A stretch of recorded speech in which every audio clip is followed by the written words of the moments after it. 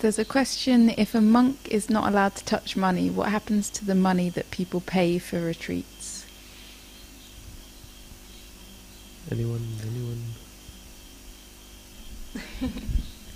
Well, Monk to be... you don't have to pay when you come here for a retreat. You can't pay. You can't pay, it's technically not paying, never paying. When you come here, you can give a donation. You're allowed to give a donation if you want to. We're not asking for it now. Money that we receive here is being used either for construction, renovation, things that have to be bought so that meditation can take place here. And we have here someone, a steward, who is actually taking care of our money affairs. So monks don't touch money here. That's correct. Yeah, I mean, if you read I wrote a couple of blog posts on this issue because we were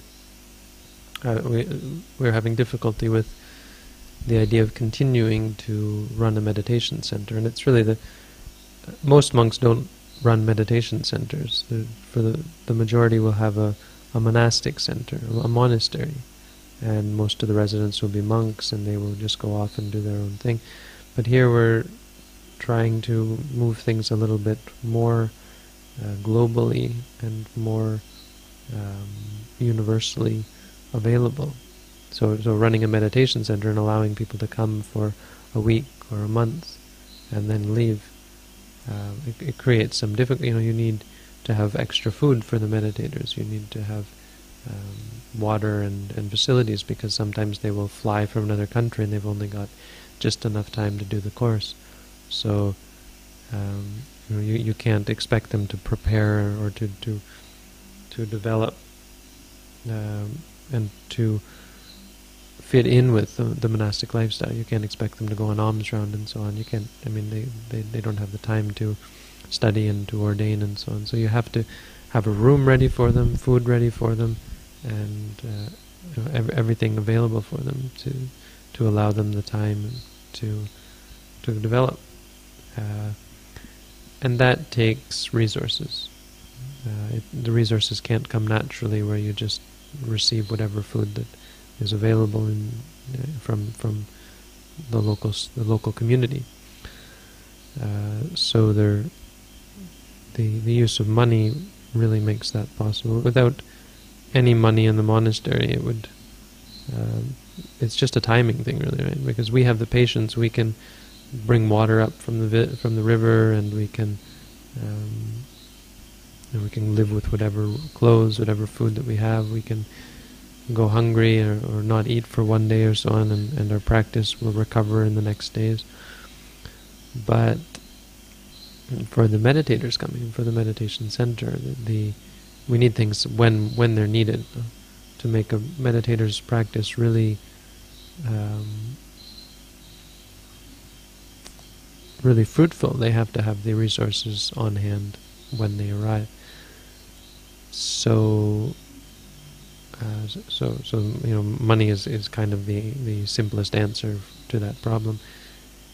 And for that reason, we have a steward. So normally we wouldn't need that. We wouldn't need someone, a treasurer actually, using money or a bank account or so on. But the point is that the monks are still on the monastic side. It's just that we have lay people involved, and we have an organization that includes lay people, simply because we're running a meditation center. It has nothing to do with buying things for the monks or necessities for the monks. It's buying things for the meditation center. So the monastic life really still has very little to do with money.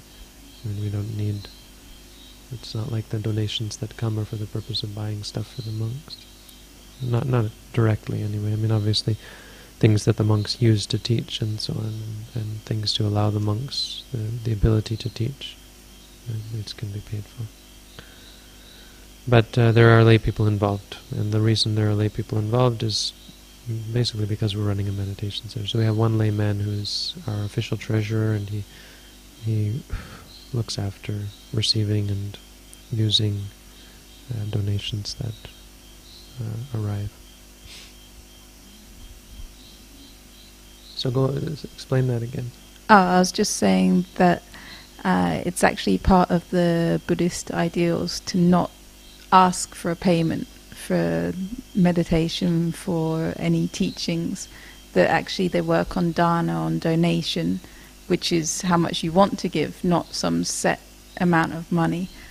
And that when I was looking into meditation retreats in my home country in England, there were many centres that asked for quite a steep payment, not donation, and it was set.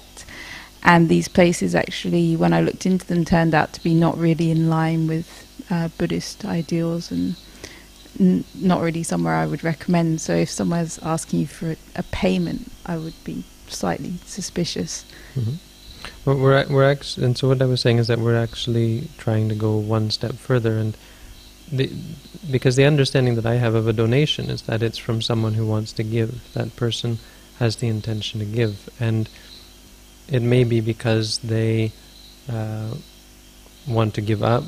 They have some resources that they want to see used in a certain way. So they want to see the cultivation of this or that, and so they ask to enhance the meditation center. There may not be a need by the meditation center, but they think, hey, could I build another kuti and allow you to have another meditator come, because I really want to see this progress. So they want to expand things because they have resources. And the other one is because there may be a need. So someone might hear that the meditation center needs electricity, for example, or maybe the pump, the water pump is broken, and they want to donate a water pump because there's a need. It should not be, from my point of view, that we expect a donation from any meditator, or that we expect our donations should come from meditators. The donation should come from whatever person appreciates the things that we do, has the resources, and either sees the need or the usefulness, the usefulness of their donation, of their resources. And this is what I was talking about in regards to the free lunch idea. A free lunch is they say there's no such thing as a free lunch, but I think that's exactly what is being explained here, is that you give something because it needs to be given. The Buddha didn't go out and teach because of his expectation of getting anything in return, or exactly the idea that he would gain something from it. He was fully enlightened.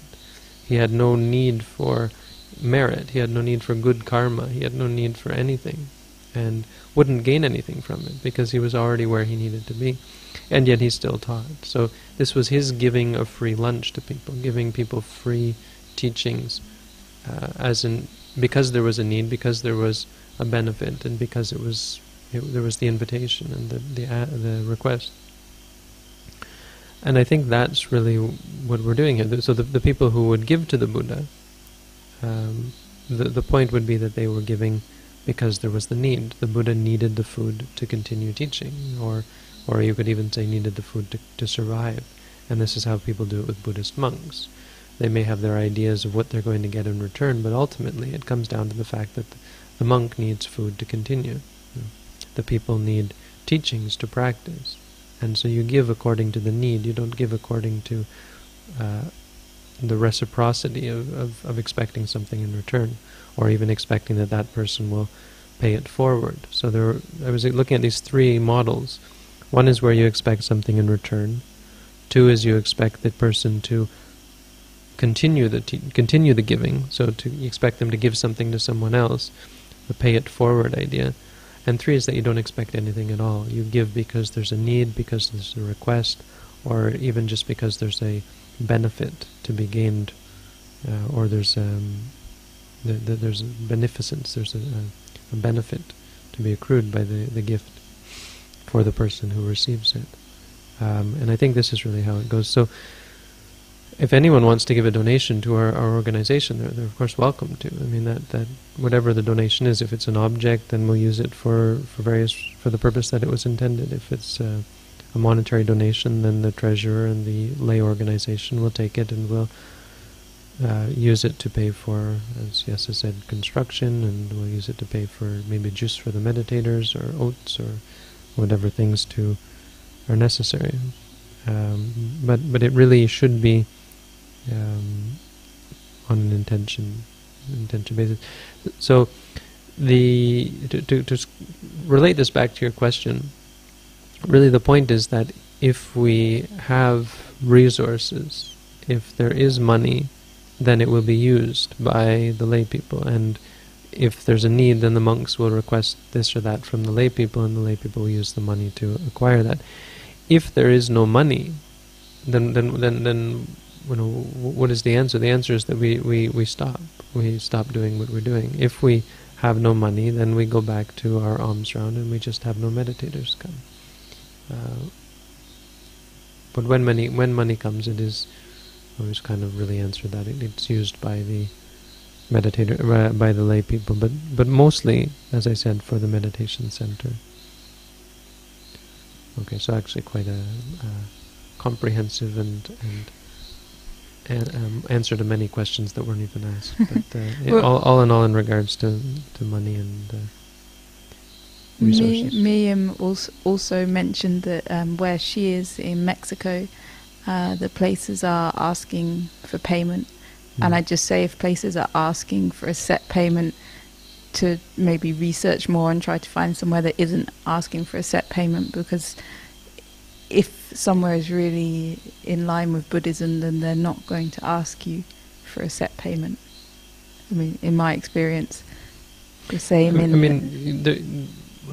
There is an exception to that, and that is that in Western countries, I mean, the whole point is that then there is the desire to run a course, and once you have the desire to run a course, then of course you need money to make it work. But if the center is run by lay people, then they can agree amongst themselves that everyone pitch in, and in that sense you could think of it as a pitching in. There's the requirement for, everyone has to eat food, and so you need enough food. You need enough food for each person. So you can say one way of simplifying that is to have everyone give a set amount for the food for the day, and then you need to rent the place, and since you don't have a sponsor to rent the place, then everyone has to pay some room and something for the room and so on.